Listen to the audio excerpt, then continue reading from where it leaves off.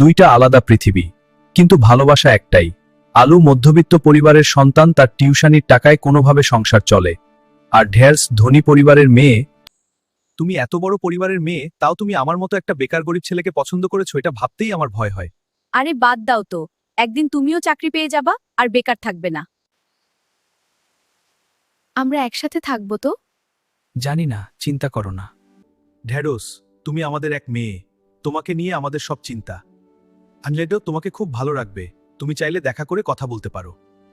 আলু, বাবা আমার বিয়ে ঠিক করে ফেলেছে, আমি এখন কি করব?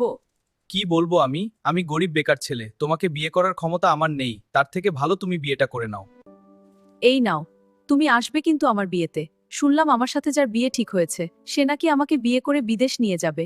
ভালোই হবে, আমি তাড়াতাড়ি তোমাকে ভুলে যাব। ভালোবাসা ছিল, কিন্তু ভাগ্যে ছিল না। নিয়তি আর পরিস্থিতি দুজনকে দুই প্রান্তে নিয়ে গেল। এভাবেই রোজ কত শত ভালোবাসা তলিয়ে যায় বাস্তবতার কাছে।